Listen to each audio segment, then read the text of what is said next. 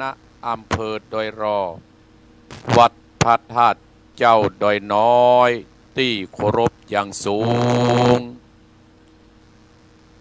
และขอแสดงความนับถือมายังท่านพระครูอภิวัฒนวิกรมท่านรองเจ้าคณะอำเภอดอยรอวัดปักตังเจริญ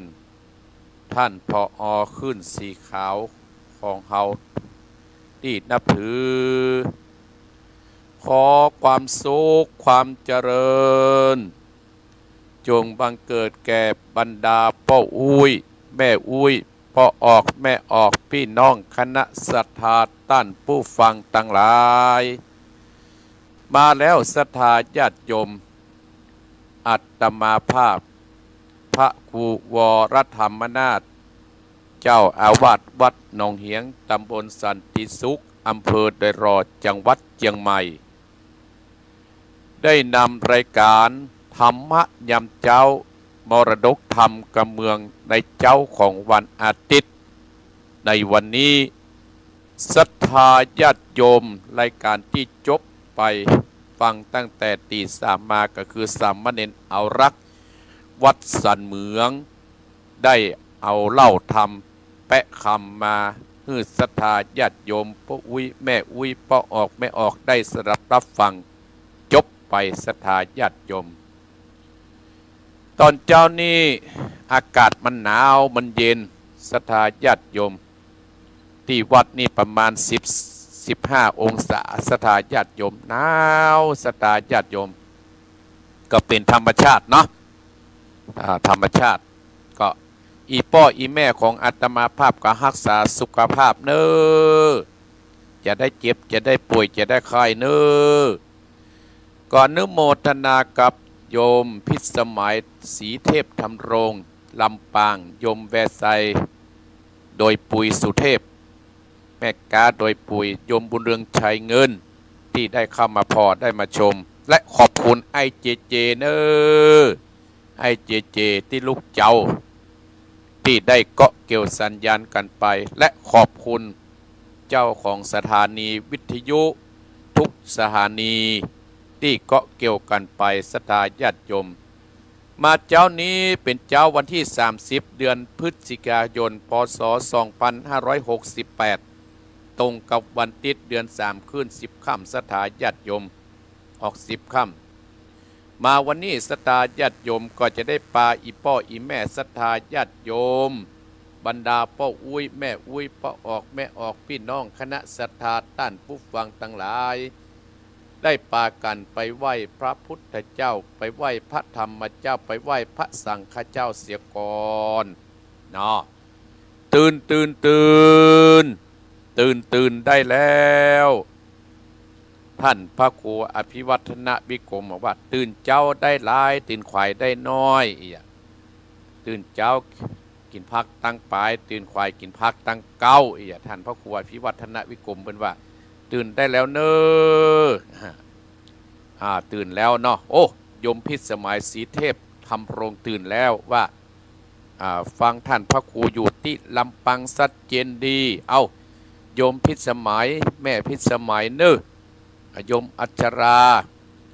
ไหว้พระเนอการไหว้พระเนี่ยศรัทธาญาติโยมมันเป็นมงคลใหญ่หลวงนะศรัทธาญาติโยมตกน้ำอะไรตกไฟบะไม้สิ่งเหล่านี้นะมันจะทำให้เราเนี่ยมีแต่ความสุขความเจริญในด้านจิตด้านใจพร้อมร่างกายศรัทธาญาติโยมเนาะเอาละศรัทธาญาติโยมเพื่อมือเสียเวลาเกาะปากันกับพระกับหนึ่งกับสองกับสามเอาอะระหังสัมมาสัมพุทโธภะคะวาพุทธังภะคะวันตังอภิวาเทมิกับสวากขาโตภะคะวะตาธัมโมธัมมังนัมมัสสามิกับสุปฏิปันโนภะคะวะโตสาวกสังโฆ สังฆังนัมมามิกาบนะโมตัสสะภะคะวะโตอะระหะโตสัมมาสัมพุทธัสสะนะโมตัสสะภะคะวะโตอะระหะโตสัมมาสัมพุทธัสสะนะโมตัสสะภะคะวะโตอะระหะโตสัมมาสัมพุทธัสสะพุทธังสรณังกัจฉามิธัมมัง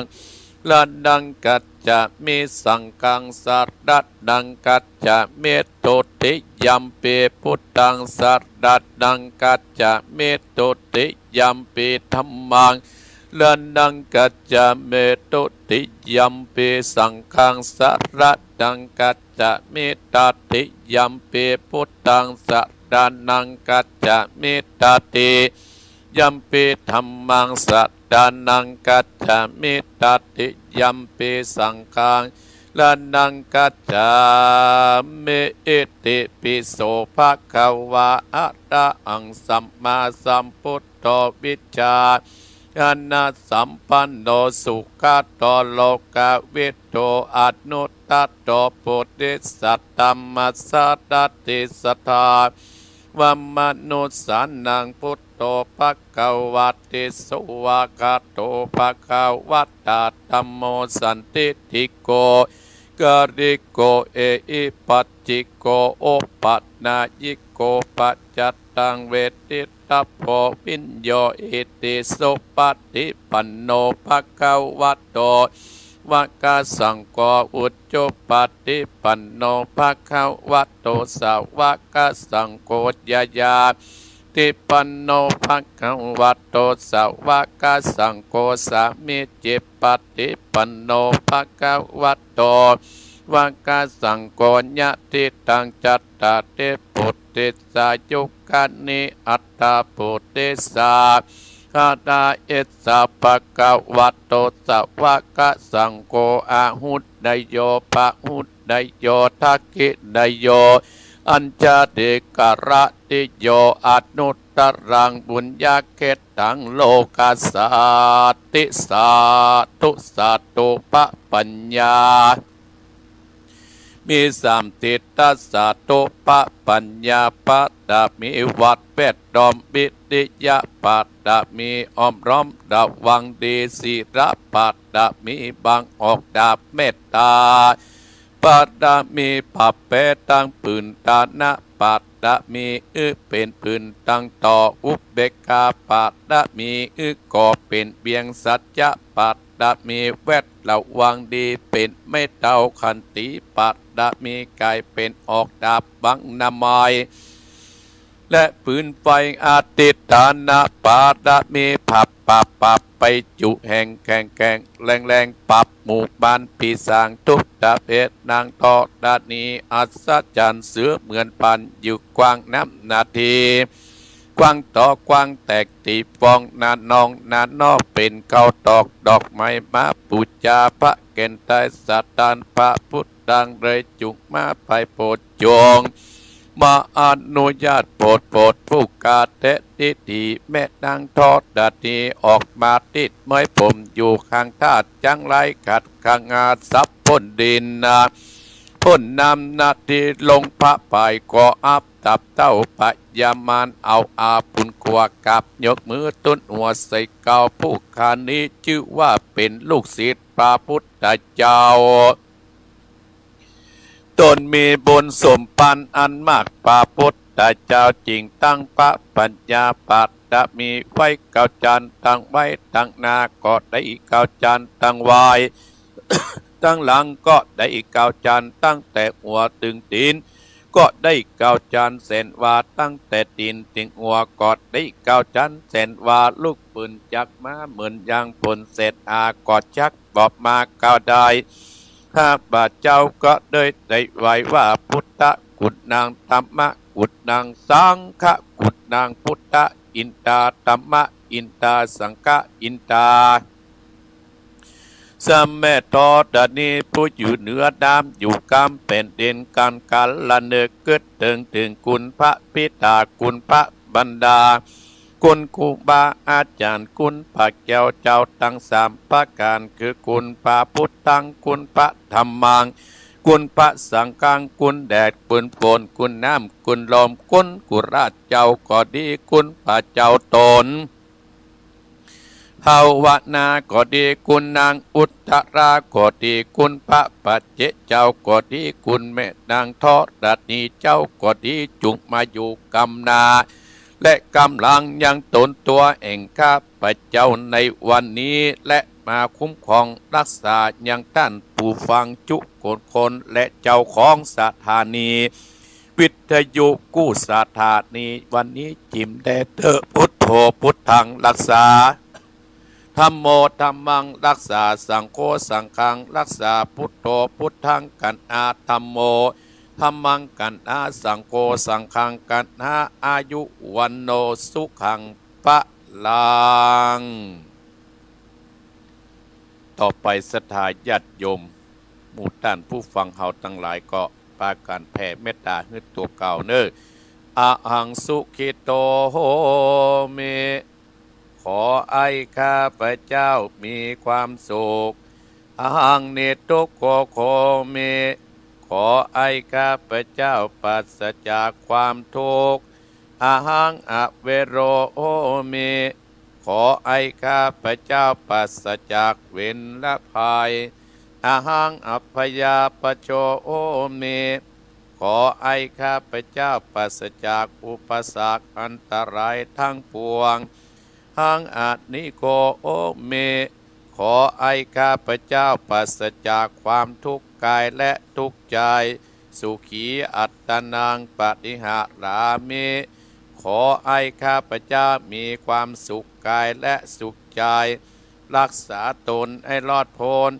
จากทุกภัยทั้งหมดทั้งสิ้นเถิดสัพเพสัตตาอันว่าสัตว์ทั้งหลายที่เป็นเพื่อนทุกข์เกิดแก่เจ็บตายโดยกันทั้งหมดทั้งสิ้น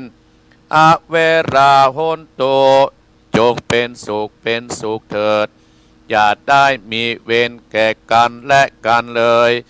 อภยาปชาโหนโตจงเป็นสุขเถิดอย่าได้พยาบาทและเบียดเบียนซึ่งกันและกันเลย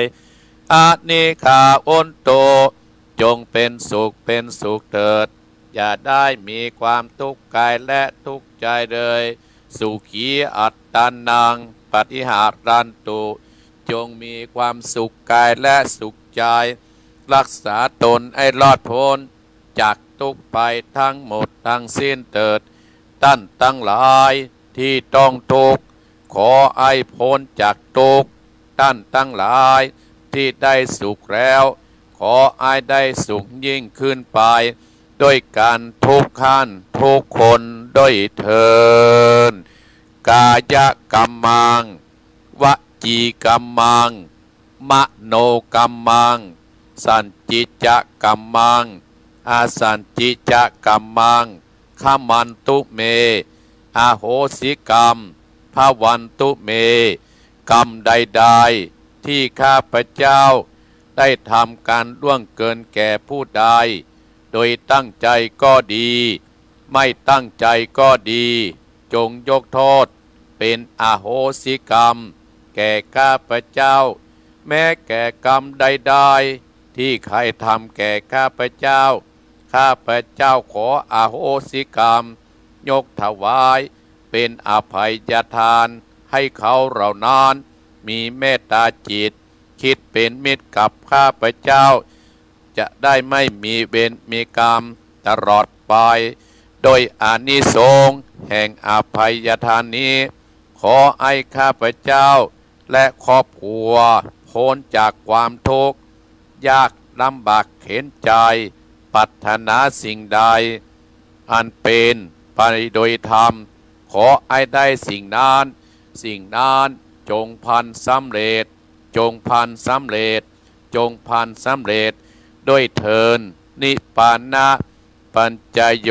โหนตุข้าพเจ้าขออุทิศบุญจักกุศลในการ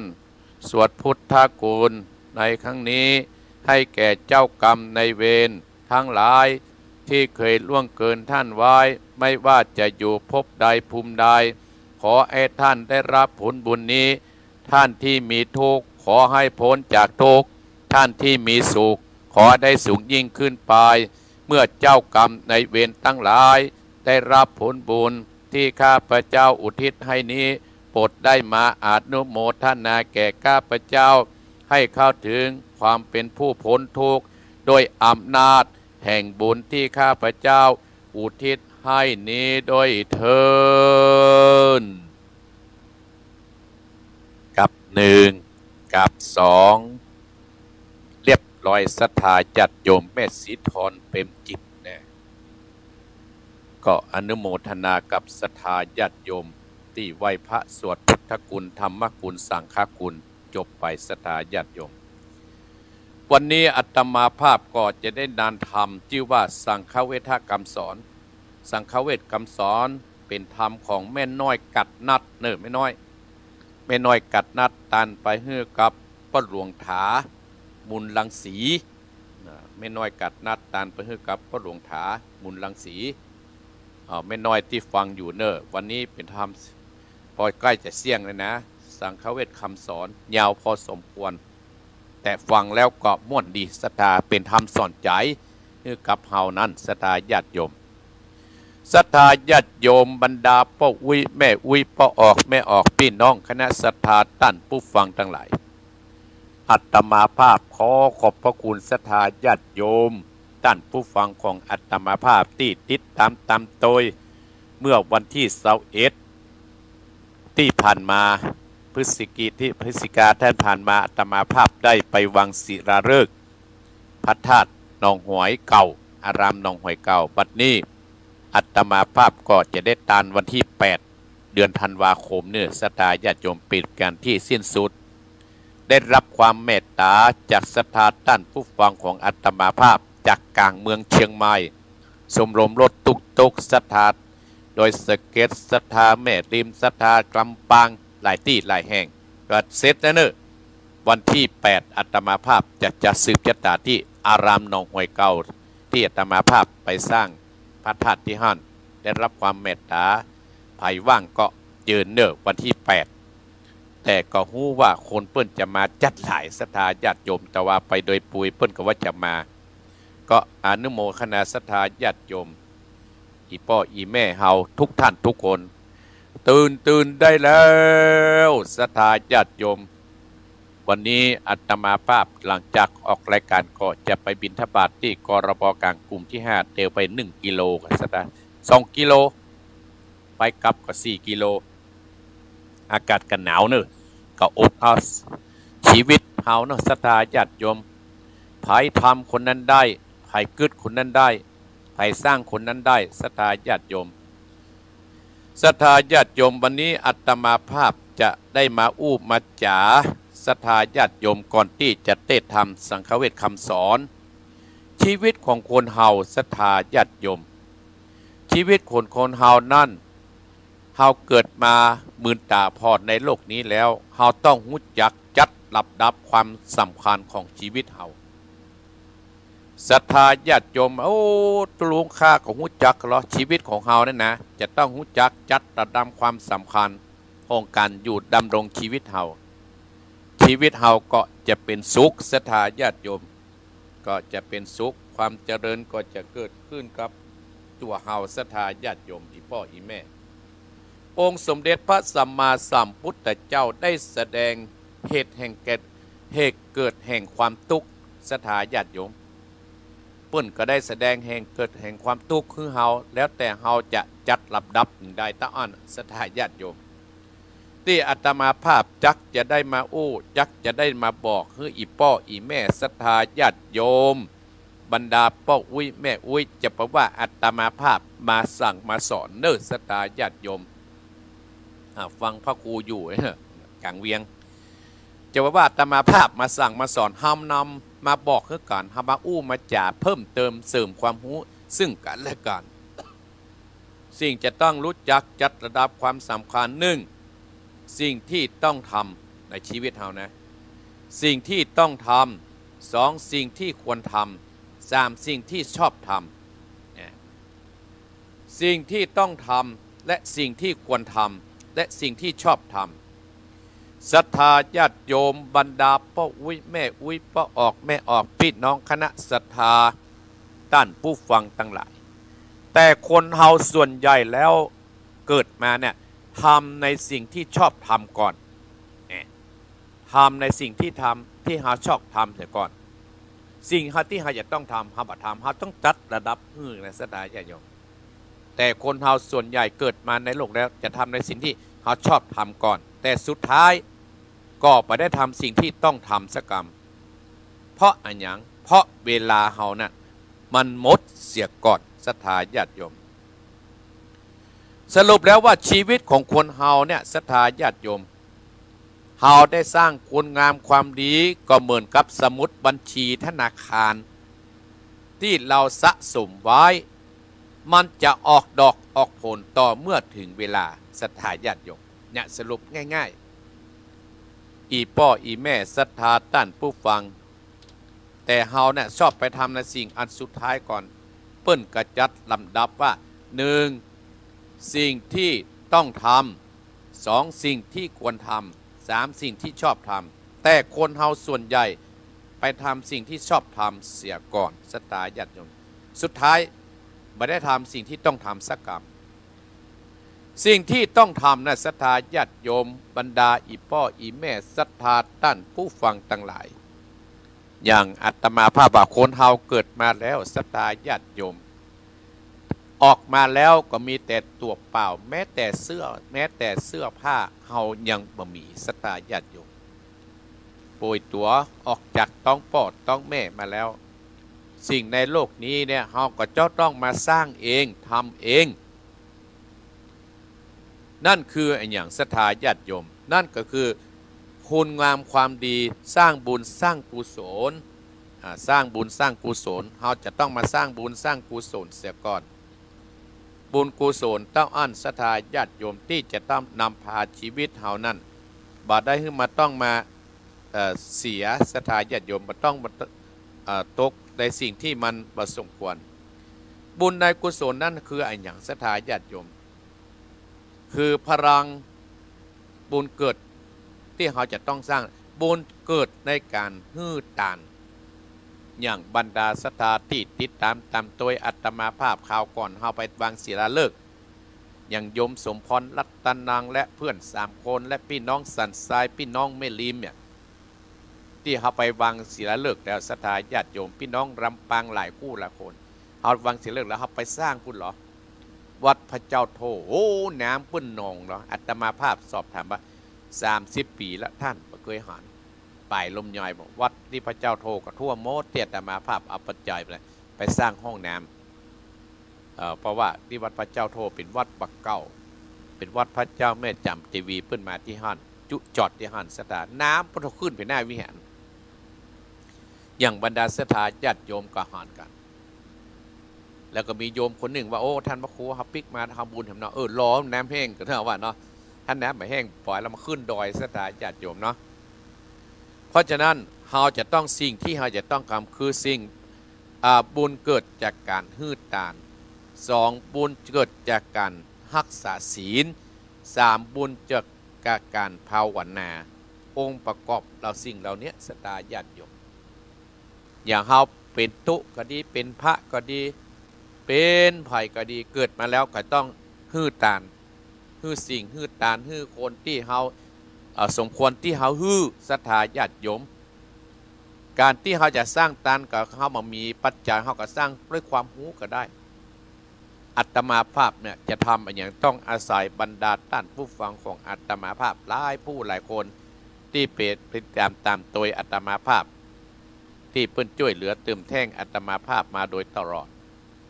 อาตมาภาพก็ขอเอาบุญกุศลที่อาตมาภาพได้บำเพ็ญได้สร้างคือกับศรัทธาญาติโยมที่ติดตามตัวนี้ทุกท่านทุกคนแบ่งกันคนน้อยแบ่งกันคนน้อยแล้วก็ไปเก็บแล้วก็ให้มันออกดอกออกผลอย่างที่อาตมาภาพว่านะชีวิตคนเฮาความดีก็เหมือนสมุดบัญชีธนาคารที่เฮาไปฝากธนาคารนะท่าน มันจะออกดอกออกผลต่อเมื่อถึงเวลาศรัทธาญาติโยมบรรดาพ่ออุ้ยแม่อุ้ยพ่อออกแม่ออกแล้วโอ้เพื่อหาปลาไปฮืดตานแล้วโอ้ปิกมามันแบบบุญยังบัดช่วยเฮากะไปก็มันยังบัดถึงเวลาที่มันจะฮืดดอกคือผลอัตมาภาพเชื่อนี้เนอะศรัทธาญาติโยมเชื่อในการฮืดตานเชื่อในการไปสร้างเชื่อในการเรื่องนี้อัตมาภาพเชื่ออัตมาภาพเนี่ยโอ้บางครั้งก็ถึงข่าวเคราะห์ร้ายเดินบ่ได้ก็มีอันยังก็มีศรัทธาญาติโยมอัตมาภาพตั้งสัจจะอธิษฐานอนุภาพการฮืดตานมันก็เป็นพลังเพื่ออัตมาภาพเนี่ยสามารถผ่านพ้นภายะอันตรายเหล่านั้นได้บางคนคิดนี้ก็มาลายหายสิ้นไปศรัทธาญาติโยมการไปก็มีศรัทธาญาติโยมแต่เขาจะไปอาฆาตเพื่อนเนอะ ถ้าเราอาฆาตเขาเนี่ยบุญมันที่เราทำไว้มันก็จะหายศรัทธาญาติโยมก็นึกถึงการที่เรานี่ก็ปัจจุบันเราก็นึกเอาพอไปที่เราหูที่เราอาหารที่เราเกิดขึ้นก็คือครูบาเจ้าศรีวิจัยศรัทธาญาติโยมเปิ้นบ่ท้อหรอกเนี่ยเปิ้นทำมาทำไปก็มีคนมาแกล้งมานี้เปิ้นก็เป็นเรื่องธรรมดาพอเอาครั้งพุทธกาลท่านกับอีพ่ออีแม่องค์สมเด็จพระสัมมาสัมพุทธเจ้าเฮาสร้างคุณงามความดีก็มีเปื้อนสีกันเนี่ยเปื้อนสีกันนะศรัทธาก็เตวัดราชเนี่ยเป็นเปื้อนสีกันเกิดความอิจฉาริษยาในจิตใจคิดรอบปงพระโสนรอบปงฆ่าพระพุทธเจ้าของเฮาพุทธเจ้าเฮาไปบินทบาทอีพ่ออีแม่แล้วขึ้นเอาเถอะโอ้ขึ้นอยู่ปลายดอยปุ่นกิ้งไปหินมาอ๋อถ้าคนมีบุญมันก็จะทับพระพุทธเจ้าเฮาตายอ้องไว้ละ แต่เดชบุญที่พระพุทธเจ้าเฮาสร้างบุญสร้างบารมีไว้ศรัทธาญาติโยมได้ไปทับหัวเล็บตีนเม็ดตีนเลือดออกน้อยเดียวได้ในธรรมะศรัทธาญาติโยมสุดท้ายเทวทัตก็โดนแผ่นดินสูบเนาะเนี่ยศรัทธาญาติโยมเพื่อเขาเชื่อพลังแห่งบุญที่เขาได้ทำไว้อีพ่ออีแม่ด้านผู้ฟังของอาตมาและบุญจากการรักษาศีลเนี่ยศรัทธาญาติโยมอย่างอีพ่ออีแม่จังได้ยินคำครูบาอาจารย์ว่าให้ไปอาบน้ำฟังธรรมเนอะนี่อย่างให้เขาไปอาบน้ำฟังธรรมศรัทธาญาติโยมน้ำที่เขากินตึงวันล้างที่มันสกปรกภายนอกได้ล้างหน้าล้างตาอาบน้ำสิ่งสกปรกโสโครกก็จะออกจากร่างกายเฮาแต่น้ำเหล่านี้ล้างจิตล้างใจเฮาบ่ได้เฮาต้องใจน้ำธรรมคำสอนขององค์สมเด็จพระสัมมาสัมพุทธเจ้าเฮาไปล้างจิตล้างใจเฮาศรัทธาญาติโยมเฮามันล้างจิตล้างใจว่าศีลเนี่ยเปรียบเหมือนน้ำที่จะมาล้างจิตล้างใจเฮายึดมั่นถือมั่นเนี่ยแล้วมันจะล้างศรัทธาญาติโยมจำว่าจิตใจเฮาบริสุทธิ์พุทธพองเนี่ยอันยังก็เจริญรุ่งเรืองศรัทธาญาติโยมอาจจะมาเถียงอาตมาแหมแล้วไอ้นั่นฆ่างัวฆ่าควายไอ้นั่นเป็นขี้ลักพุ่นยังนับหน้าถือตาหรอท่านพระครูบางคนก่อนมาเอาที่มันที่อาตมาภาพสามารถแก้ไขได้นะบางคนกับเตียวเข้ามาโอ้ท่านพระครูผมเชื่ออีกครับผมได้ยินเขาว่าฟังกำทำกินพริกดำกับข้าวฟังกับขี้เหล้ากินที่ลาบตึงวันเนี่ยเอามาแก้อาตมาภาพศรัทธาญาติโยมบรรดาพ่ออุ้ยแม่อุ้ยพ่อออกแม่ออกอันนั้นเป็นกรรมรอดคุ้มรอดโคมาเป็นกรรมบัดแต่เฮาจะมาเอามาใส่จิตใส่ใจเฮาแต่คนที่สอบมาใส่จิตใส่ใจแสดงว่าบุญมันน่ะมันหนีกันศรัทธาญาติโยมมันบาดเจามันบาดตรงกันศรัทธาญาติโยมเพราะฉะนั้นเฮาไปรับเอาของที่พิทิศเอามาสอนจิตใจเฮาเนี่ยศรัทธาตัวเฮานี่ตัวคนเฮาเนี่ยกับจะต้องเป็นแบบอย่างเนติฮือกับลูกกับหลานลูกหลานก็จะติดตามตัวไปอันนี้คือการรักษาศีลเหมือนการรักษาสมุดบัญชีเฮารักษาเงินธนาคารเฮาศรัทธาญาติโยมอย่าเฮามาแล้วเฮาไปผิดเฮากับไปเพิ่มแหมไปเอาเติมแหมเนี่ยถ้าเฮาไปเติมเงินในธนาคารเฮาก็หมดอันแบบง่ายๆศรัทธาขอบคุณโยมเจนจันทร์ศิล้อมป้อสนานเนอะที่เข้ามาดูมาชมอนุโมทนาที่ จะไปสืบชะตาก็คือเจริญรุ่งเรืองเพื่อสืบชะตาที่วัดสวนดอกเนี่ย2บุญจักเกิดกับการภาวนาเนี่ยเป็นการทำให้จิตใจเบิกบานสตาญาติโยมอาตมาภาพนี่ถามว่าภาวนาบ่ท่านพระโคกับภาวนาแต่บ่ถึงขนาดนั้นแต่เมื่ออบรมจิตใจหูเท่าทันเหตุการณ์เมื่อมีสิ่งนั้นมากระทบประสาทหูเฮาเมื่อสิ่งนั้นมากระทบสายตาเฮาก็ต้องรู้ว่าสิ่งนี้ควรหรือสิ่งนี้ไม่ควรเฮาก็จะมีแต่ความสุขความเจริญเนี่ยสิ่งที่เฮาควรทำเฮาก็คือสร้างบุญสร้างบารมีเฮาไปเรื่อยๆสตาญาติโยมสิ่งที่2สิ่งที่ควรทำสิ่งที่ควรทำอันอย่างสิ่งที่ควรทำสตานึกเอาแกในครอบครัวเฮาก็ต้องรับดาดีๆเป็นตุเป็นพระเฮาก็ต้องหูสตาญาติโยมอย่างยิ่งอาตมาภาพอนุโมทนายกมือ10นิ้วอนุโมทนากับอีพ่ออีแม่กระดาษตุเจ้าเฮาดังบ่ดัง2-3วันนี่ก็ดังตั้งโดยสเก็ตลูกที่ไหนที่บ่าวพวกสมุดประกันมาแป่งอยู่ในสวนวัดก็มีก็บ่อยู่เปิ้นไปไล่ก็เดือดเปิ้นสตาญาติโยมเดือดเพราะอย่างสถาอีพ่ออีแม่เพราะคนเฮานั่นแหละคือการสนับสนุนคนที่มันอย่างเงี้ยสถาญาติโยมเฮาต้องช่วยการดูแลพอกอยปัจจัยไปสนับสนุนคนที่มันบดีอาตมาภาพเนี่ยเชื่อมั่นสถาญาติเชื่อมั่นเรื่องพุทธคุณธรรมคุณสังฆคุณนี่ยังอยู่ในจิตในใจของอาตมาภาพอยู่โดยตลอดพุทธคุณธรรมคุณสังฆคุณเนี่ยจะมาปกห่มรักษาตัวเฮาเพื่อมีแต่ความสุขความเจริญเพราะอาตมาภาพอยู่วัดเนี่ยอยู่ดองเหียงนี่เมื่อปีพศ28สร้างวัดสร้างวาสตาญาติโยมศรัทธาอีพ่ออีแม่ก็คือการอุปถัมภ์ค้ำจูอาตมาภาพตึงบ่ลืมบุญคุณอีพ่ออีแม่พุทธเจ้าจึงตรัสว่ากตัญญูกตเวทีเนี่ยคนใดมีความกตัญญูต่อพ่อต่อแม่ต่อครูบาอาจารย์ต่อที่อยู่ที่รับที่นอนต่อบุญกุศลที่เขาได้สร้างไว้ตกน้ำอะไรตกไฟไหม้สตาญาติโยมมีแต่คนเอามาฮื้อเอามาให้เนี่ยอาตมาภาพว่านั่นแหละอย่างวันที่3นี่ก็โยมจักอยู่ห่างดงจ้างคำน้อยสถาญาติโยมพ่อสวายแม่สังวานและคุณยายที่ติดตามตัวเฝ้าพออาตมาภาพเพิ่นก็จะเอาปัจจัยมาให้อาตมาภาพเอาไปเป็นยอดตาลที่วัดอารามหนองหอยสถาญาติโยมจะปักต้นช่วยอาตมาภาพเนี่ยและก็จะใส่ยอดที่ถวายพระคุณเจ้าที่สืบชะตาใครก็ดีสถาญาติโยมที่ฟังรายการอาตมาภาพวันที่8นี่เฮาก็ไปสืบชะตาตัวก่อนปอสนานแม่แจ่มจันทร์บ้านสมปล่อยนัทวันแผ่นคำเกาะคาอัชราพันน้อยพี่น้องโดยปุยสุเทพก็ดี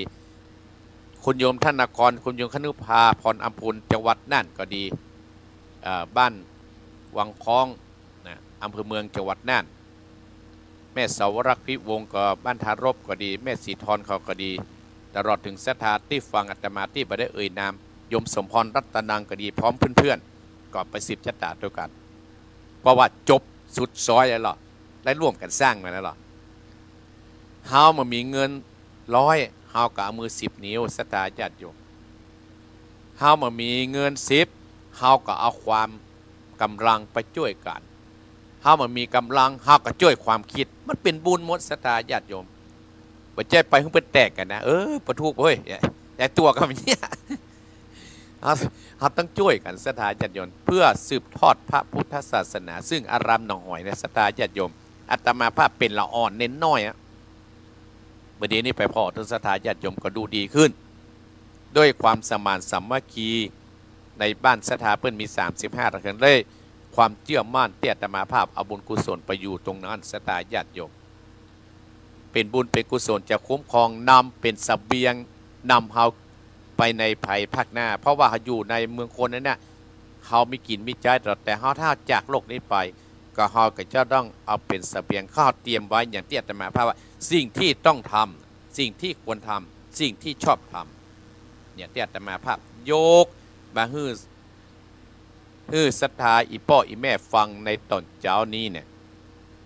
สรุปแล้วชีวิตคนเฮาเนี่ยความดีก็เหมือนสมุดบัญชีธนาคารที่เฮาจะต้องสะสมหอมไว้เมื่อเฮา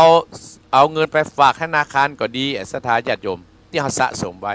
เมื่อมาถึงเวลามันออกดอกออกผลมันก็จะต้องออกบอกออกผลก็จะงอกต้องงอกเงยเฮากัน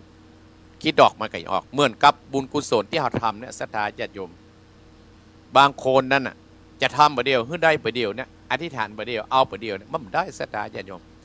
มันยังมาถึงเวลาที่มันจะออกหน่วยออกผลเตื้อถ้ามาถึงเวลาออกหน่วยออกผลเนี่ยอาตมาภาพถึงเชื่อมั่นว่าสิ่งเหล่านี้มันมีจริงเนี่ยศรัทธาญาติโยม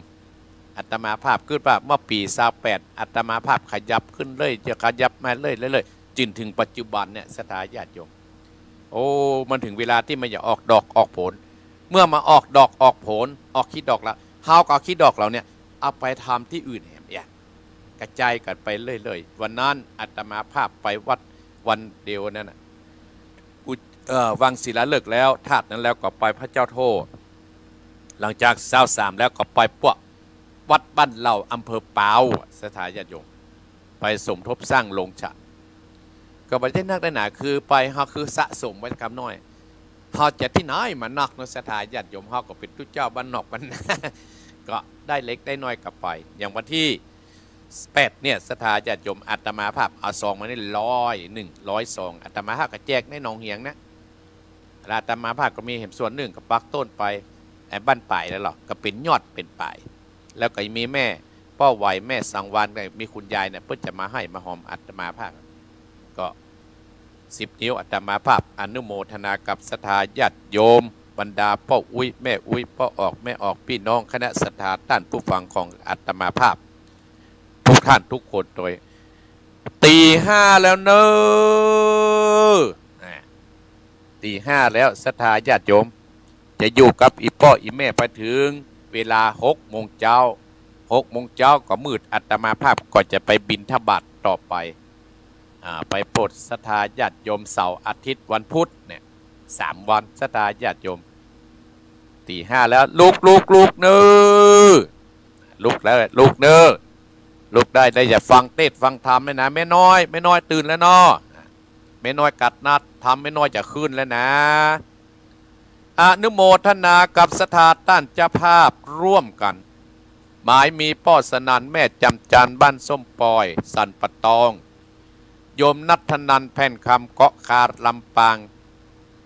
โยมอัชราพันน้อยโดยปุยสุเทพโยมธนกรคนุภาพรอัมพูนจังหวัดน่านแม่สาวรักษ์พิวงแม่ทารบชัยประการแม่สีทรแม่คลองสันปะตองทำวันนี้เนอะศรัทธาญาติโยมอนุโมทนาศรัทธาญาติโยมเนอะตื่นแล้วเนาะก่อนที่จะเทศธรรมนี่ศรัทธาญาติโยมก็จะได้ประกาศงานบุญงานกุศลงานบุญงานกุศลเนอะศรัทธาญาติโยมประกาศงานบุญงานกุศลวัดไซมูลตำบลแม่กาอำเภอสันปะตองจังหวัดเชียงใหม่วัดไซมูลตำบลแม่กาอำเภอสันปะตองเชียงใหม่คณะศรัทธาจะได้ทำบุญอายุวัฒนะ75 ปีต้านพระครูสังวรศิลาภิลักษ์ท่านพระครูสังวรศิลาภิลักษ์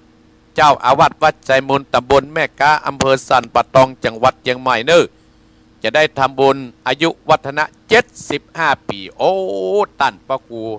อายุนักขนาดเนาะ75 ปีอาตมาหรือว่าเก้ากับผมก็นึกว่าผมแก่แล้ว64ท่านพระครูก็75 ปี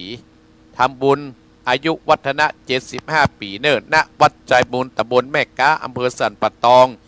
เวลา10 โมง29เริ่มทำพิธีอาตมาภาพก็จะได้ไปร่วมกินร่วมทานโดยงานที่1ศรัทธาญาติโยมงานที่2ก็งานป่วยหลวงวัดสันเหมืองงานที่2วัดสันเหมืองตำบลหนองร่องอำเภอเวียงหนองร่องจังหวัดลำพูนตรงกับวันที่6 ธันวา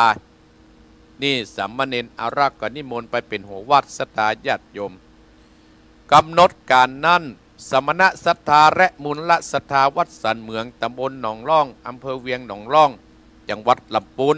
ตึงไปในและไปนอกก็ได้ปาการก่อสร้างวัตถุเพื่อตามถาวรวัตถุไว้1สร้างพระธาตุเจดีย์พบโชควัดศรีสันเหมืองสร้างกุฏิห้องน้ำลงครัวสละเนกประสงค์เต้นทำหลวงกำหนดการเพิ่งกับวันที่5ศรัทธาญาติโยมศรัทธาสันเหมืองตกแต่งดาตลอดทั้งวันที่6คณะศรัทธาวัดต่างๆก็ให้ร่วงทำบุญถึงเวลา15ก็จะแห่ธรรมัดหลวงศรัทธาญาติโยมก็เพราะฉะนั้นอาตมาภาพก็จะไปตามให้เปิ้นศรัทธาญาติโยมเนาะก็เพราะฉะนั้นอีพ่ออีแม่ศรัทธาญาติโยมว่างก็ปล่อยเนาะก้อยกายตามเจตนางานที่อาตมาภาพได้สร้างก็คืออาตมาภาพนั้นได้สร้างได้จะเชิญพี่น้องศรัทธาญาติโยมไปสืบชะตาตานพระธาตุเจดีย์ที่อาตมาภาพได้วางศิลาฤกษ์ไปที่21ที่ผ่านมาที่สำนักสงฆ์หนองห้วยเก้าเนื้อศรัทธาญาติโยมตำบลสันติสุขอำเภอไตรรอดจังหวัดเชียงใหม่วันที่8เดือนธันวาตรงกับเดือน3แรม3ค่ำเวลา9โมงเนอะสถาเพิ่นมีประมาณ35หลังคาเรือนสถาญาติโยมอยู่ในตำบลสันติสุขเนี่ยอาตมาภาพได้ไปสร้างพระธาตุ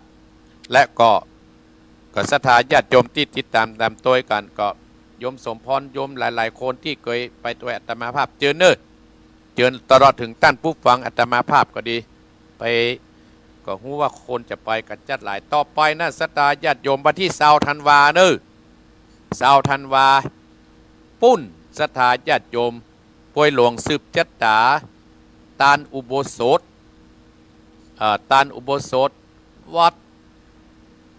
สันปาค่าตำบลสันต้นเปาอำเภอสันกำแพงจังหวัดเชียงใหม่วันที่20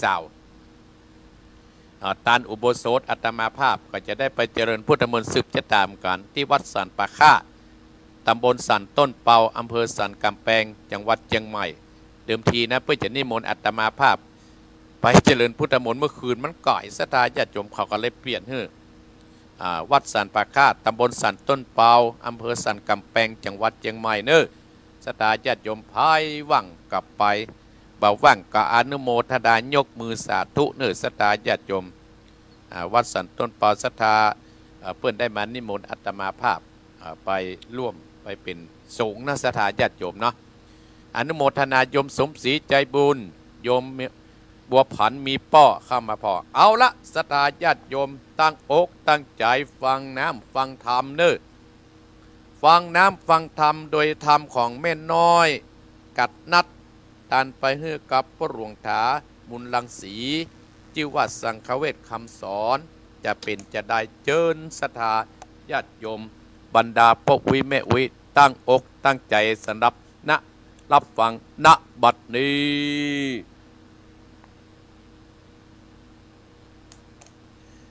เอาเลยเนอตั้งอกตั้งใจไหว้ธรรมเนอนะโมตัสสะภะคะวะโตอะระหะโตสัมมาสัมพุทธัสสะอิตังโตกังอัตติยาตัจจังจัตเตเปตุกังจัตลาภิตุกังปัญญาเตตุกังมะลันนัมเปตุขันติเต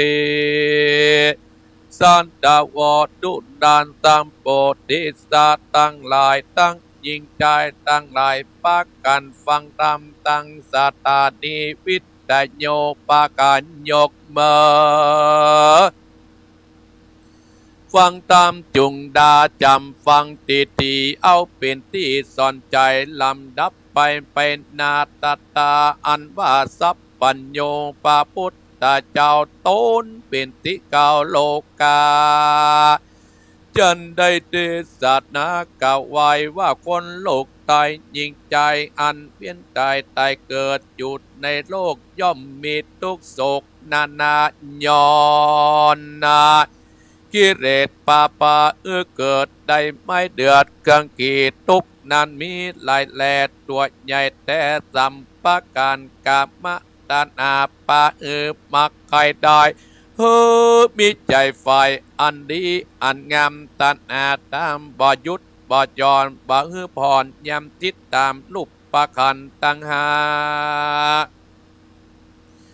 ลวดปลาข้าวแห่งตันอามีใจแน่นหนาโดยกิเลสบ่มีเขตมาเบาบางเกิดมัวเมามากหลายจำตุกพัมแก่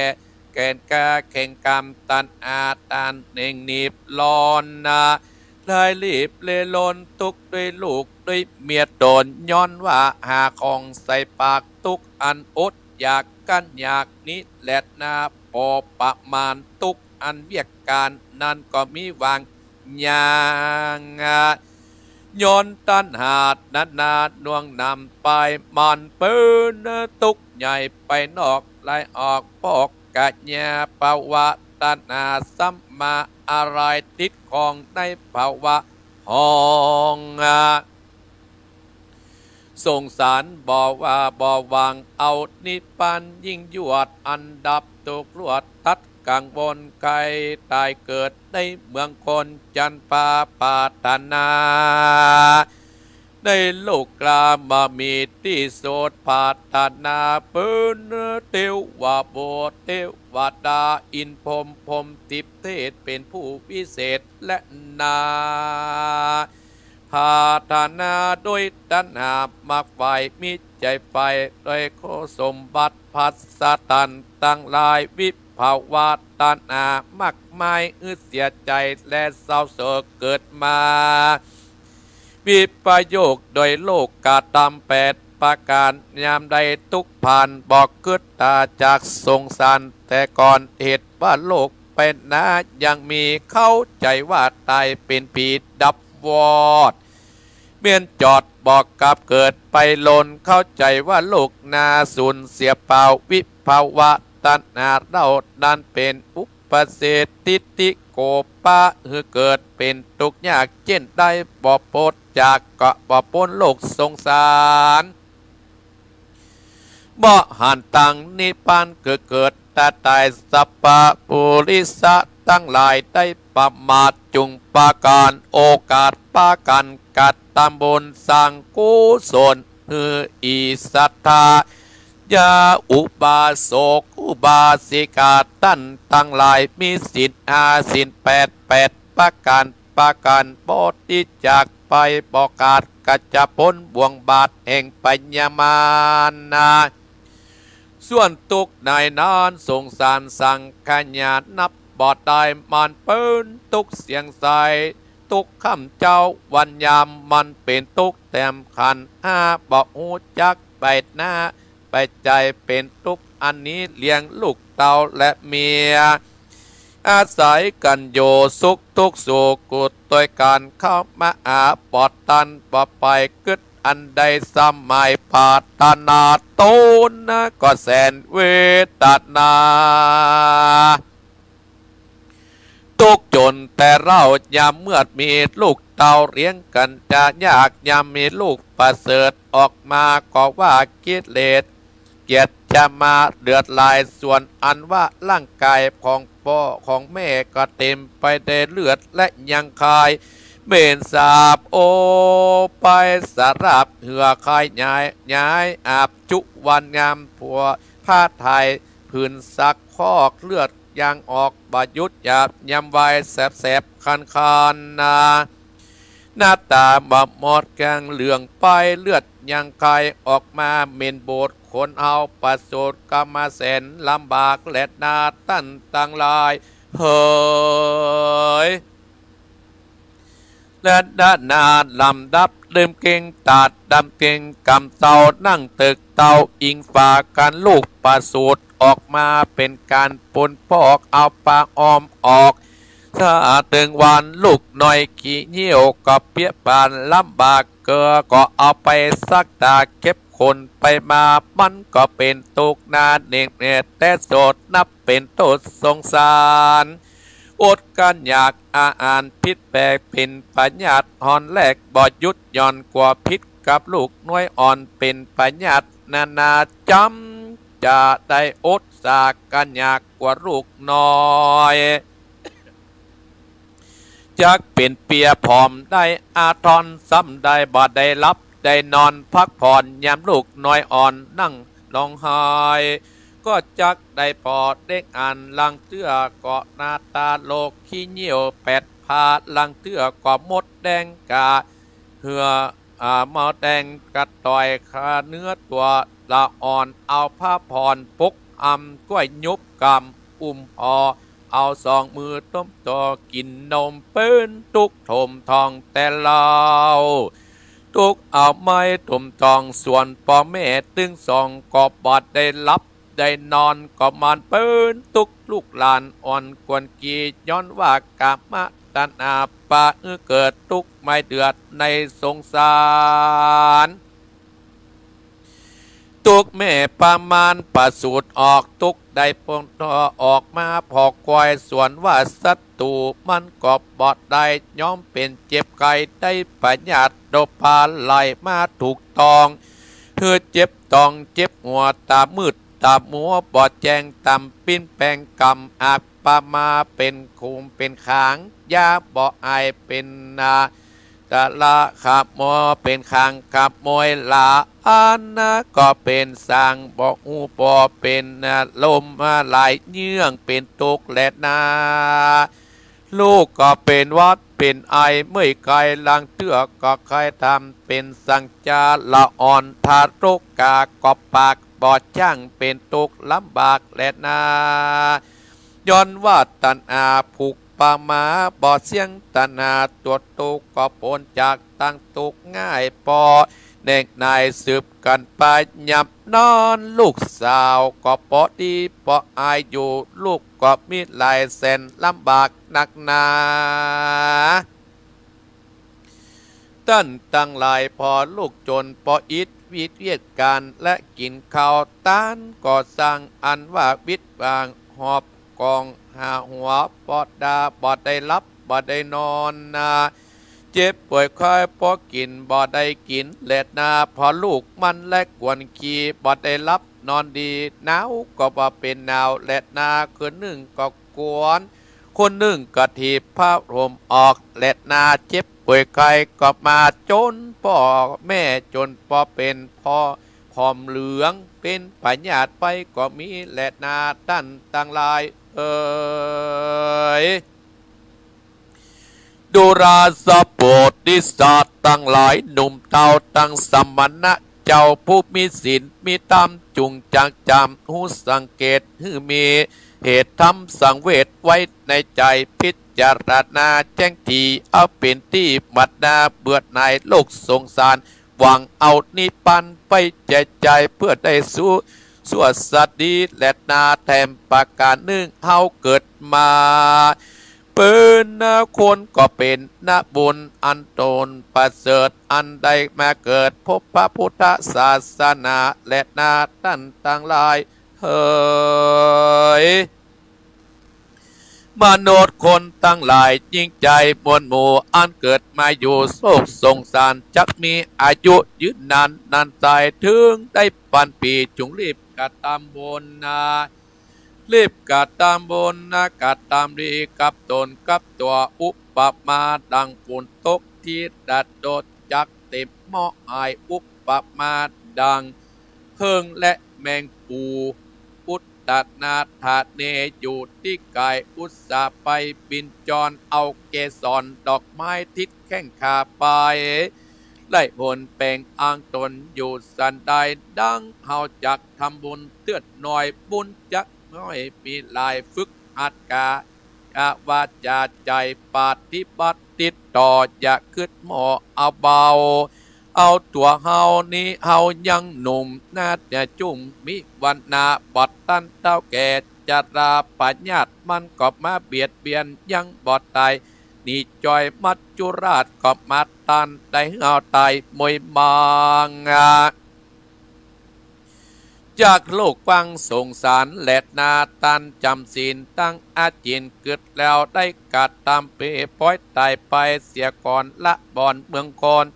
จะยมพิมานโตนอาจกาก็บอกไว้หน้าป่าปายบุคลาคนยิ่งใจหยับจะได้ปากันกัดตำบับนานาก็จักป้าไปต่อตกนารอดอเวจีจักภัยกัดตำนี้ก็สร้าง ทั้งกลางดีสร้างบุญกุศลจะใจบอดได้ขาดปิดนิจการจะยมปีบานก็ไปรอดที่อยู่เมืองสวรรค์ดังรับฝันหันแล้วตื่นใจจมชื่นวิมานคำบอบมีทุกนำสักเถื่อได้สุขชื่นเนื้อวันยามแหลดนาตัสสับมาเอ็ดดันตายโขนหนุ่มเต้ายิงใจผู้ควงไข่ใครรอดยอดอมกะเสมสีเว้นนีตั้งบาปอันกะหยาบจุปการมันตานอย่าขาดอย่าประมาทเสียศีลดังอาจินเกิดนอดสมไฟใจไม่ได้ผ่านไปรอดจันฟ้ารอดเนตรลาปานจาแลดนาขอเฮือสาตาต้านตั้งหลายจุคูจุคนตั้นจะภาพกันเทศก็ดีจะภาพกันทำก็ดีคือมีแต่ความสุขความเจริญกันกูคนนิติตังกิญาสังวันนานาจากห้องเอตทำสังเวทคำสอนก็บังคมสมเด็จสเด็จเอาละศรัทธาญาติโยมอีป้ออีแม่ศรัทธาท่านผู้ฟังทั้งหลายอยู่กับอีป้ออีแม่ได้1 ชั่วโมงแล้วเนี่ยศรัทธาญาติโยม1 ชั่วโมงละอีป้ออีแม่1 ชั่วโมงแล้วเนาะเพิ่นบอกว่าเวลากาละเวลาเนี่ยศรัทธาญาติโยมถ้าหับปล่อยมันไปในอีป้ออีแม่ลองคิดเอาเด้ออีป้ออีแม่ลองคิดเอาว่า เฮากล้าออกพรรษาเนี่ยสถากาเดือนนี้จะเสี่ยงปีแล้วจะขึ้นได้4เพลงมั้งค้างแหมเดือนกว่าๆศรัทธาญาติโยมเพราะศรัทธาญาติโยมเปิ้นกับแปลงเวลาของเฮาเนี่ยเต้าเดียวกันเฮาจะใช้เวลาที่เฮาอยู่24 ชั่วโมงเนี่ยไปแบบไหนบอกว่าตุบอกว่าพระบอกว่าคนบ้านบอกว่าไผก็ตามบางคนก็เอาชีวิตรอดศรัทธาญาติโยมเอาชีวิตรอดกับหมายความว่าเอาตัวรอดบ่ได้พอคนตั้งหลายบ่ได้เลวพอตั้งหลังเอาตัวเก่าสบายอย่างเดียวเพราะฉะนั้นถ้าเฮาอยู่เฮาบ่สร้างศรัทธาญาติโยมเพิ่นบอกว่าเหมือนกับเฮามาตัวเปล่ามันมีอย่างติดตามตัวเฮาสักอย่างแล้วก็มาเดือดนะศรัทธาญาติโยมก็เขายังมาหากูพ่องไงน่ะก็เฮาบ่ได้สร้าง เพราะฉะนั้นเกิดมาแล้วศรัทธาญาติโยมอีป้ออีแม่เฮาก็ต้องมาสร้างอะไรอย่าง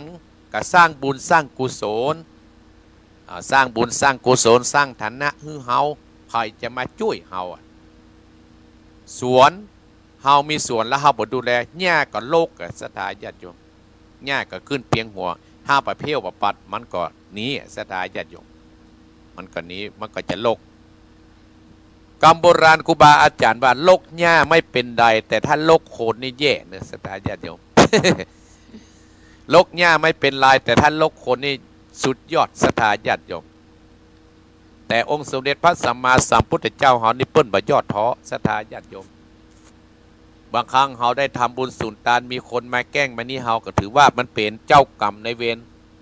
อาจจะเป็นเจ้ากรรมเก่าเจ้ากรรมใหม่เจ้ากรรมใหม่คู่กรรมคู่เวรเฮาก็ได้เฮาก็แผ่เมตตาให้เขาในโลกมนุษย์เฮาเนี่ยมันก็มีคนดีและคนบ่ดีศรัทธาเฮาก็เลือกเอาเหมือนกับของกินน่ะอันใดมันเป็นพิษกับร่างกายเฮาอันใดมันบ่ดีกับร่างกายเฮาก็เลือกกินศรัทธาญาติโยมอีกประการหนึ่งเหมือนกับเฮาซื้อทุเรียนมาถ้าเฮาจะกินตึงหนาไม่กินได้เฮาก็ต้องผ่าเอาน้อยบ่ศรัทธาญาติโยมผ่าเอาน้อยพุ่นเพราะฉะนั้นอีแม่อีป้อศรัทธาญาติโยมทุกท่านที่ฟังอาตมาภาพเนาะน้ำธรรมคำสอนศรัทธาญาติโยมที่อาตมาภาพว่าองค์สมเด็จพระสัมมาสัมพุทธเจ้าตรัสให้เฮานั้นเป็นผู้สร้างชีวิตคนเฮานั่นศรัทธาสรุปชีวิตคนเฮานั่นเราชีวิตคนเฮานั่นก็สร้างความดีก็เหมือนสมุดบัญชีที่อาตมาภาพอู้แต่เบื้องต้นมาละเฮาก็สะสมสร้างเอาไว้เมื่อถึงเวลามันก็จะออกดอกออกผลศรัทธาญาติโยมทั้งหลายมันก็ออกดอกออกผลอย่างอีพ่ออีแม่ฟังเมื่อเจ้าเนี่ยฟังรายการ ฟังรายการเมื่อเจ้าตั้งแต่ฟังสามเณรเอาลักษ์พจน์มาถึงอัตมาภาพและจะพจน์มาถึงท่านอาจารย์วรรณชัยเพื่อนว่าการฟังตอนเจ้าเนี่ยเพื่อนว่ามีอยู่สามอย่างด้วยกัน1ฟังแล้วได้บุญฟังให้เป็นบุญ2ฟังให้เป็นทุน3ฟังให้มันเป็นกุลฟังให้มันเป็นบุญศรัทธาญาติโยมสิ่งอันใดที่มันจะเป็นบุญเป็นกุศลกับตัวเฮาเนี่ยโยมก็เอาไปสร้างเป็นบุญเป็นทุนที่เฮาจะเอาไปไว้ภายหน้าโอ้เพิ่นมีงานบุญท่านหน่อยเพิ่นทำมันเฮาก็ยกมือสาธุมันก็จะเป็นบุญกุศลกับเฮาอย่างที่เฮาฟังธรรมพระเจ้าเนี่ย2ฟังให้มันเป็นทุนเฮาจะเนี่ยอันยังกระตามศรัทธาญาติโยมมันก็ต้องลงทุนหมดเมื่อมีอันยังที่จะได้มาประดายศรัทธาญาติโยมจะนั่งเฮาจะบุญที่มันมาเสี่ยงศรัทธาเฮาก็หมดต้องลุกเจ้าหมอเนี่ยต้องไหว้พระสวดมนต์ว่าศรัทธาญาติโยมบางคนมันหมดลูกเกิ่งตะวันเกิ่งฟ้าบ่อยแล้วก็บอกว่าโอ้ไอ้นั้นอย่างโรยล่ะค่าท่านพระครูไอ้นั้นเพิ่นอย่างมีสวนลำไยเพิ่นอย่างออกหน่วยดีก็ข้าก็ทำสวนลำไยมันยังมาออกหน่วยไอ้ตัวลูกควายไปพ่นยาไอ้ตัวลูกควายก็ไปเอาแง่ละลูกควายตะวันเกิ่งฟ้ายิ่งย่ำหนาปนลูกเตี้ยงหวานว่าสถาเปิ้นปัญญาการพึงในเบ้าแล้วเดือดเนี่ยสถาญาติโยมโอ้โจมเนี่ยเปิ้นไปตั้งหน้าเปิ้นไปประจัดก่อยละประตานเปิ้นแล้วสถาญาติโยมเนี่ยแล้วก็โจมเนี่ยสถาญาติโยมยิ่งยิ่งยาวไปติกสถาญาติโยมก็คือสถาอีพ่ออีแม่แล้วกึดอันเนอฟังให้มันเป็นบุญฟังให้มันเป็นทุนฟังให้มันเป็นกุลเป็นกุลที่เราจะต้องนำพาชีวิตเราครอบครัวเราไป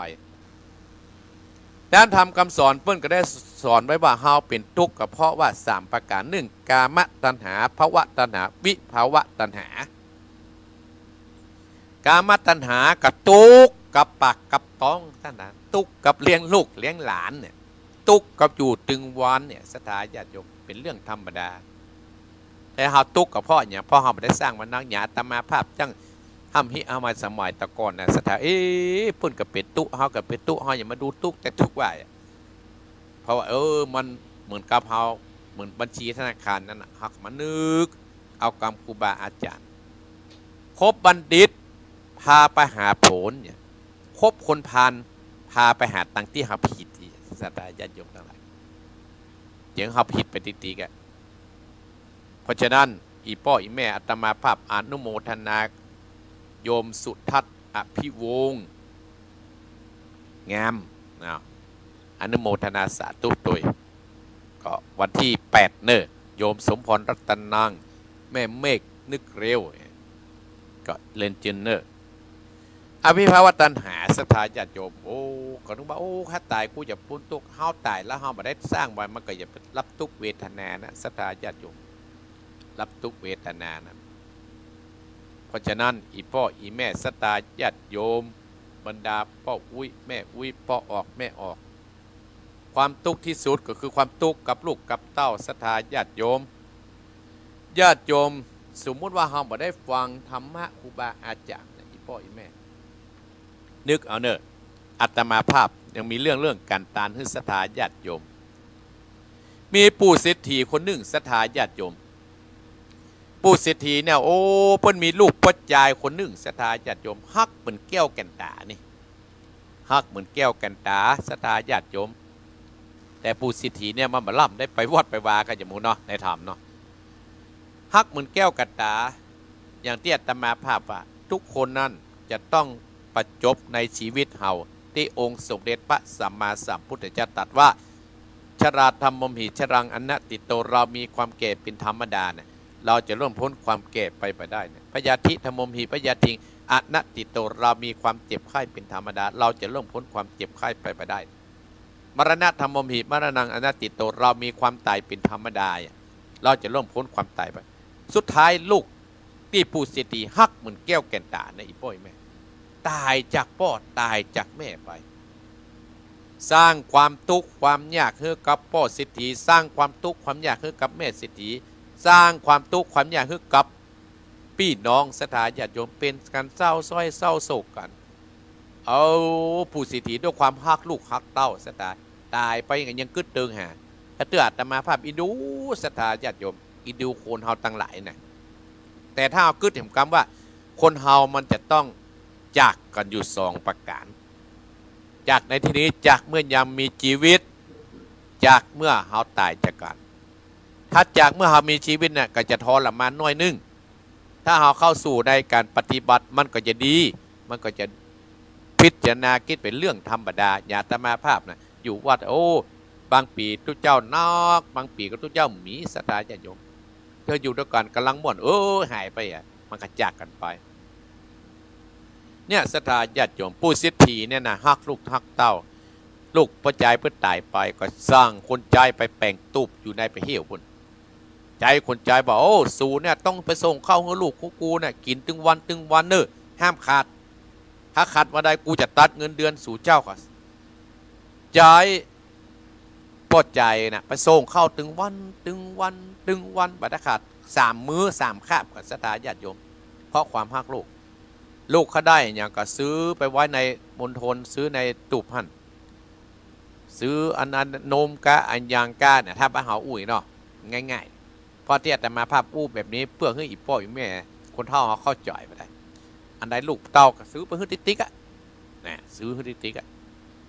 โจรมาวันหนึ่งสตาญาติโยมน้ำฝนก็ตกน้ำก็มาน้องสตาญาติโยมใจคนเนี่ยบ่สามารถที่จะข้ามไปที่ในปัจจานะข้ามไปที่ตูบน้อยให้ได้ในขณะนั้นก็มีสาวกพระพุทธเจ้าเขาว่าเนาะเข้ามาบิณฑบาตคนใจคนนี้ก็ตั้งสัจจะแทนเอาเข้าเสบาตตุเจ้ากับปั่นปอนหื้อตานไปหาลูกพ่อสิทธิสตาญาติโยมโดยอานิสงส์สตาญาติโยมลูกเศรษฐีตายไป1 ปีอีพ่ออีแม่1 ปีกันนะอานิสงส์ก็ไปตอดประเทิงลูกเศรษฐีได้รับได้กินบริโภคของกินของตานกูสิ่งกูอย่างที่ตานไป1 ปีเนี่ยสตาญาติโยมได้กินหมดละลูกพระใจของเศรษฐีก็อีพ่อเนี่ยโอ้ผมตายไป1 ปีเนี่ยอีพ่อนี่มาขึ้นเติงวันนี้หรอก็เลยไปเข้ากำฝันพ่อเศรษฐีว่าอีพ่อจัดเมื่อเฮาเป็นโคนผมเป็นโคนนี่อีพ่อฮักไปฮักเงาเนี่ยผมตายไป1 ปีพ่อใกล้ผมในกี่ข้าวตะวันเนี่ยพ่อเศรษฐีสะดุ้งตกใจสตาเนี่ยแจ้งมาไปห้องคนใจมาคนใจก็ว่าโอ้พ่อเศรษฐีเก้ากับผมเนี่ยเอาไปส่งเนอะ1 ปีเนี่ยบักขาดสักวันนะมีแต่วาเนี่ยน้ำมันฝนมันตกน้ำมันมานองข้ามไปได้ก็เลยเอาเข้าเนี่ยใส่บาตรสาวกพระพุทธเจ้าองค์หนึ่งเปิ้นก็ได้ปั่นปอนเศรษฐีศรัทธาญาติโยมก็จะได้โอ้กูเงียบไปเนี่ย1 ปีเนี่ยมันไปเป็นเหตุเป็นผลแล้วเนี่ยเนาะอันนี้ใส่แต่ว่านี่เป็นเหตุเป็นผลเนี่ยแต่ก่อนเนี่ยศรัทธาอย่างบ่ได้เข้าวัดเข้าวาบ่ได้ฟังบัณฑิตนักปราชญ์ไปฟังอย่างอื่นศรัทธาญาติโยมเนี่ยศรัทธาอีพ่ออีแม่อัตมาภาพเลยน้ำมาเล่าให้ศรัทธาญาติโยมทำนี้พ่อเฮาเป็นทุกข์เพราะว่าตัณหา3 ประการที่อัตมาภาพตะกี้เนี่ยศรัทธาญาติโยมก็กามตัณหาภวตัณหาวิภวตัณหาเนี่ยศรัทธาญาติโยมอาตมาภาพก็ได้นำเรื่องนี้ทำของแม่น้อยกัดนัดได้มาเทศนาฮือแล้วเนอะไม่น้อยเนอะใกล้จะเสี่ยงแล้วเนอะเอาละศรัทธาญาติโยมภายจะโทรหาอาตมาภาพอยู่ใกล้อยู่ไกลเอาแม่จันเพนนะแม่จันเพนวันที่8มาเนอะมาปุ่นปัจจุบันนี่นะที่อาตมาภาพประสานปุ่นอันนี้แม่จันเพนติดตามตัวอารามหนองหอยเนี่ยวัดน้อยภายจะโทรมาก็0828857225เบอร์นี้เนอะศรัทธาญาติโยมภายจะโทรก่อนโทรแล้วบอกว่าโทรที่5นี่เนอะอยู่ที่5เนี่ยอาตมาจะไม่ได้ถามนักเนาะเพื่อเพื่อเสียเวลาโทรมาได้เนอะศรัทธาญาติโยมอาจจะโทรก่อนโทรมาเลยพี่น้องโยมท่านนากรพรอัมพุนจุจังหวัดน่านได้ยินก่อโทรหาทุกวันก่อนตอบมาได้เจริญปอนมันจะการเจ้าปูโอ้แม่พรนี่ตลอดเนอะแม่พรแล้วนั่งหนาวอ่อนๆเลยหนาวเป็นเรื่องธรรมดาของนี้เนาะแม่พรเนาะ เอา บุญรักษาเนอไม่พร จ้า สันกำแพงเจริญพรเนอสายต่อไปเจริญพรสายต่อไปเจริญพรเจริญพร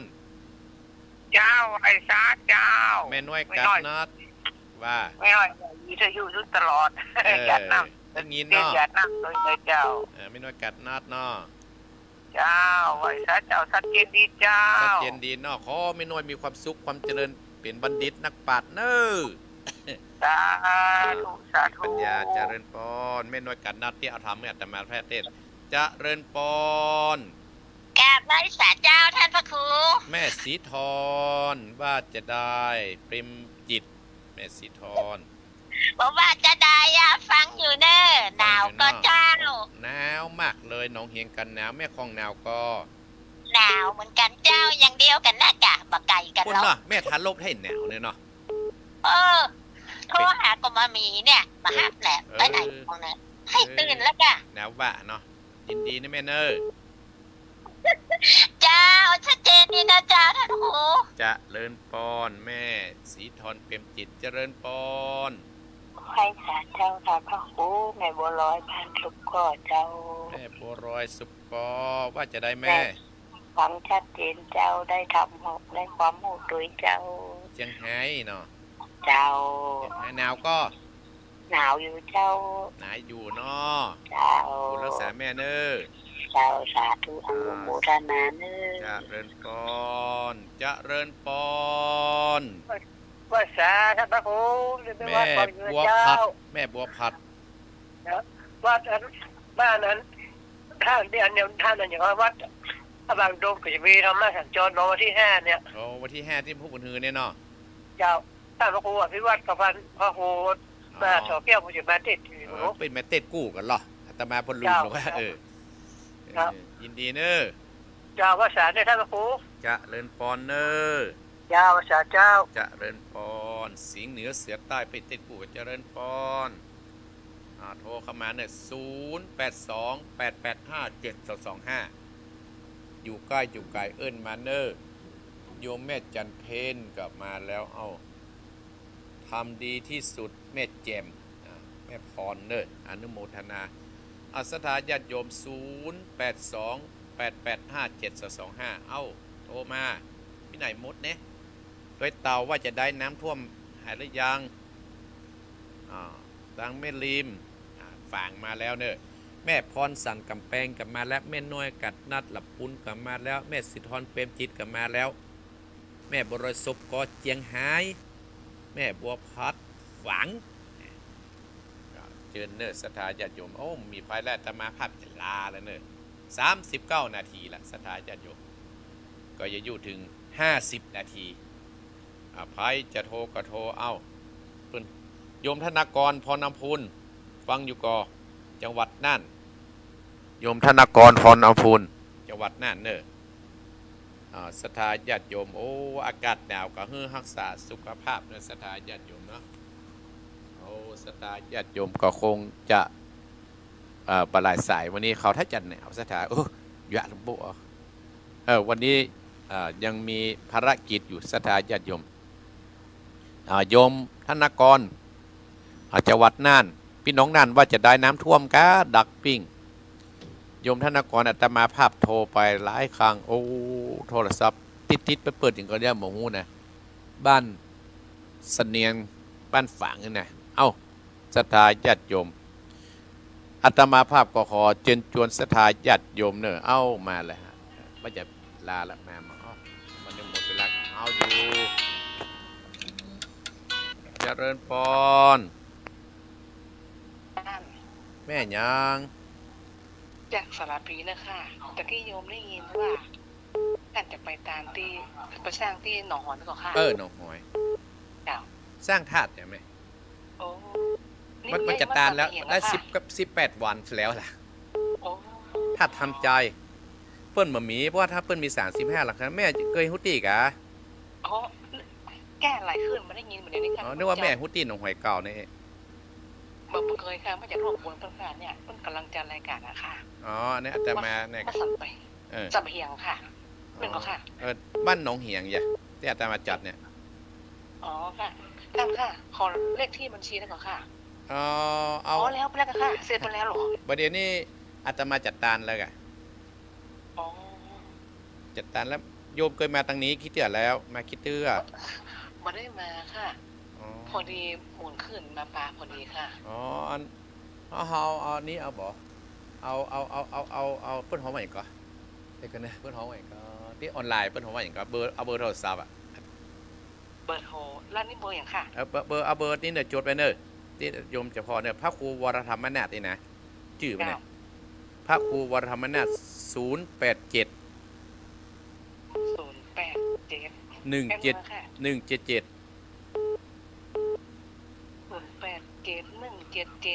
44 เจ้า 69 69 เพิ่นฮ้องว่าโอนแบบเนี้ยเพิ่นอาตมาว่าพระจัก คนเฒ่านะเขาก็โอนมาแย่หรอ อ๋อโอนออนไลน์ โอนเนี่ยจะแล้วแต่แม่เนอะแม่ก็แม่ชื่อหยังก็ หนองเฮียงนี่บอกค่ะ วัดหนองเหียง ค่ะ พระ ถ้าอย่าง ว เงี้ย รธรรม ไม่จะ นาถ โทรไปแล้ว ที่ ค่ะ ไปสร้างวัดหนอง โทรหาเบอร์ที่กี่เนอะ เจ้า โอเคก็ได้ก็โทรมาเนอะได้ก็โทรมาก็ได้เนอะวันที่8 อนุโมทนาบุญด้วยนะคะ สาธุอันนี้โยมสารพีอนุโมทนาสาธุร้อยมาฟังอาตมาภาพ ถ้าอย่างเงี้ยไม่จะโทรไปแล้วค่ะเนาะ ก็อนุโมทนาโยมแม่สารพีเนี่ยก็บ่รู้จักกันนะ โอเคก็ได้ก็โทร เอ้า มาเนอะ ศรัทธาญาติโยม วันที่ อนุโมทนา 8 เพื่ออาตมาภาพวางศิลาฤกษ์เมื่อวันที่21หลังจากวันที่21อาตมาก็เพิ่งเพิ่นสร้าง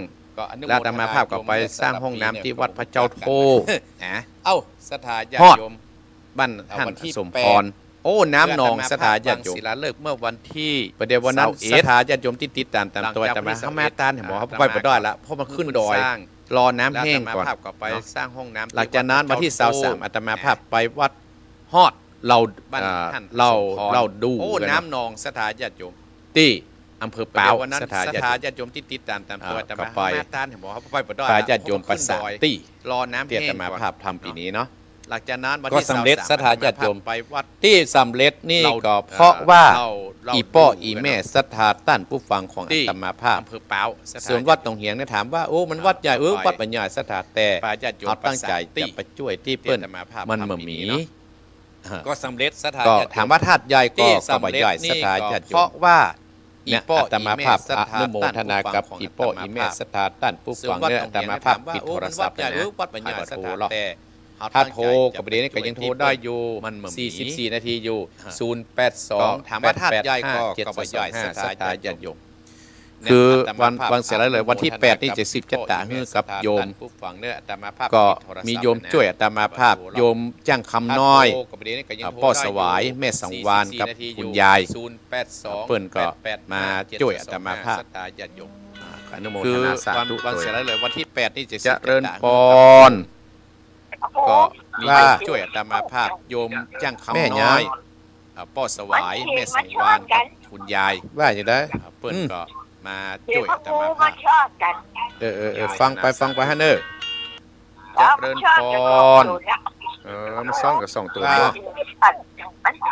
แม่ยัง หมอฮู้เนอะมันซ้อนกับอีกได้หมดที่วัดมันชัดเจนแล้วเนาะก็หลายมันเพราะว่ามันอาจจะขึ้นไปไม่พร้อมเนาะเอาละศรัทธาญาติโยมจะปิดโทรศัพท์มันมีไผโทรมาจะปิดแล้วนะโยมธนากรพรนำพูนนั่นอันนี้แม่พร หมอฮู้เนอะมัน แม่ ซ้อน พ กั ร บอีกได้หมด ปู ที่วัด น มันชัดเจ แม่ นแล้ว แจ่ม เนาะ โยมแม่แจ่มเพนคำพุทธาอนุโมทนาสาธุเนอ เอาละ บุญใดกุศลใดศรัทธาญาติโยม โทรมา ปิดแล้วนะ โยมธนากร เจริญพร นั่น สา อัน ธุ นี้แม่ เจ้า พร แม่สุทัศน์ แม่ เจ้า เจี๊ยบ ว่าจะได้แม่สุ โย ทัศ ม น์ แม่จันเพน เจ้า พุทธา ฟังอยู่พระเจ้ามันนะกะ เจ้าฟังแล้ว บุญ เจ้า ใดกุศล โมทนาเนอ เอา เจ้า สาสุขภาพแม่สุทัศน์ เจริ อ ญพร นุโมทนาสาธุวันนั้นก็ไปแม่หวาน เจ้า แม่แดงว่าจะได้ เจ้า วันนั้นไปวันดอดแก้วสถาญาติโยม เจ้า ฟังอยู่พระเจ้ามันนะกะ แม่สุทัศน์มาแล้ว เจ้า อย่างใดก็ดีวันนี้อาตมาภาพ สาสุขภาพ ก็ แม่สุทัศน์ จะขอ สาธุวันนั้น ปิด ก็ โท ไป ร แม่ ศัพท์ หวาน ในสถาญาติโยม แม่ เนาะ แดงว่าจะได้ จะปิดโทรศัพท์ก่อน วันนั้นไปวันดอดแก้ว ปิดโทรศัพท์แล้วก็จะได้ล่ำลาสถาญาติโยมเนาะ46 มา นา แล้ว ที เอ้า ยังได้ก็ดีวันนี้ศรัทธาญาติโยมท่านผู้ฟังของอาตมาภาพติดหน้าเนื้อศรัทธาญาติโยมเนาะทำมาพบมาปะโยมเฮียชวนพิรมกิจกำลังขอเงินล่ำรวยนะโยมเนอะเป็นไข่ปลาขามไข่มีปลาขามฟักใหญ่ๆมีมะม่วงกับปลาไข่นี่โยมชวนพิรมกิจบ้านห้องทำมาพบมาปะโยมจึงได้ก็ดีกว่าอนุโมทนาพิรมกิจยังได้จะดีไพ่จะโทรหาอาตมาภาพโทรที่0871774469หลังจากอาตมาภาพมีปลาขามจบรายการเนาะมี087นี่1774469เนี่ยบอกคำ087จึงได้ก็ดีกว่า1774469หลังจากอาตมาภาพออกรายการนี้จบเนาะเอาละศรัทธาญาติโยมอีพ่ออีแม่ศรัทธาญาติโยมในใดก็จัดลาแล้วก็ขออำนวยอวยพรให้อีพ่ออีแม่ศรัทธาท่านผู้ฟังของอาตมาภาพทุกท่านทุกคนที่ได้โทรมาก็ดีไปได้โทรมาก็ดีโยมทุนเหล็กกล้าก็ขอให้มีแต่ความสุขความเจริญวันที่8อาตมาภาพจะสืบชะตาที่อารามหนองหอยตำบลสันติสุขอำเภอเดรอจังหวัดตาลธาตุทันใจธาตุได้18วันศรัทธาญาติโยมพร้อมวันตาลนะตั้งแต่วันวังศิลาฤกษ์มาวัดนี้เพิ่นมีศรัทธา35ครอบครัวศรัทธาญาติโยมแต่เป็นอารามอยู่ในปุ้นถ้าประเด็นนี้ก็ดูดีขึ้นจะนักเตี้ยแต่มาภาพเอาศรัทธาไปช่วยเติมช่วยแท่งเนาะก็ดูดีขึ้นแต่ก่อนนี้ศรัทธาญาติโยมอาตมาภาพขอบคุณศรัทธาญาติโยมที่ติดตามโดยเมื่อวันที่21และวันที่8นี้จะไปแหมพี่น้องโดยปุยพี่น้องลำปางพี่น้องสันทรายพี่น้องหลายที่หลายต่างในศรัทธาญาติโยมเนาะที่จะโทรมาหาอาตมาและกับพี่น้องศรัทธาญาติโยมที่อำเภอสารพีเชียงใหม่โทรมาตะกี้ก็ว่าลายมาปะขะใส่หรอได้ยินอาตมาภาพเพราะฉะนั้นก็อาตมาภาพก็ขออบุญกุศลที่การขึ้นการสร้างนี่จงกลับกลายมาเป็นกอบแก้วไข่คำมาปกอามสามพริสายยังตนตัวของคณะศรัทธาต้านผู้ฟังของอาตมาภาพของเจ้าวันติดเนอร์บุญใดกุศลใดเนอร์ศรัทธาญาติโยมที่ทำแล้วก็ขอเป็นบุญเป็นกุศลศรัทธามีความทุกข์ให้หายทุกข์มีความเจ็บปวดที่ไหนให้หายเจ็บหายปวดเนอะกันว่าลูกหลานบ่ฟังกรรมก็ดีก็ขออานิสงส์แห่งการที่อาตมาภาพได้ขึ้นได้สร้างที่จัดตานวันที่8นี่ก็ขอให้ไปดลจิตดลใจเตบุตรเตวดาอันทักษาลูกหลานของท่านที่บ่ฟังกรรมอีพ่ออีแม่ก็ขอให้เขานั้นกลับมาเป็นลูกที่ดีกลับมาเป็นลูกที่ฟังกรรมอีพ่ออีแม่เนอะภัยเจ็บที่ไหนปวดที่ไหนด้วยอานิสงส์แห่งการสร้างบุญสร้างกุศลที่อาตมาภาพได้ทำไว้ก็ขอให้พ่ออีแม่นะมีแต่ความสุขความเจริญความทุกข์อย่าได้มาแผ่วผ่านเนอะตั้งอกตั้งใจฮับปอนจากอาตมาภาพพระครูวรธรรมนาถเนอะแม่น้อยเนอะตรวจน้ำเนอะแม่น้อยเนอะเจ้าของธรรมและด้านเจ้าภาพที่เป็นเจ้าภาพเนอะก็หมายมีศรัทธาที่เป็นเจ้าภาพกันเทศกันทำในวันนี้พ่อสนันแม่แจ่มจันทร์บ้านส้มปล่อยนางนัทเทานานแผ่นคำเกาะคามอัญชลาพันน้อยโดยปุยสุเทพธนกรคุณคนุภาพรอัมพูนน่านแม่สาวรักพิวงแม่สีทรเปี่ยมจิตแม่ของตรวจน้ำเนอะเอาน้ำตรวจยะถาวะอิวะหาปุลาปฏิปุเรนติสาคะรังเอวะเมวะอิโตทินังเปตานังอุปกัปปติอิจิตังปฏิตังตุอังกิปะเมวัจมิจันตุสัพเพปุเรนตุสังกปาจันโตปนะรัสโสยตามะนิโสติรัสโสยถาจยสิทธิทะนังราพังโสธีปะขยังสุขังปเนติโนโคขังอุติจยสวาสตวันเสนจะชีวสิทธิภวันโตเตสัพปิติโยวิวัสสันตุสัพพะโรโควินาสันตุมาเตมตะรายโยสุขีทีคายุโขภวะอภิวาทนะสิริสะนิจังอุตตาปัจจายิโนจัตตารโอธรรมาวัฏทันติอายุวันโนสุขังภะ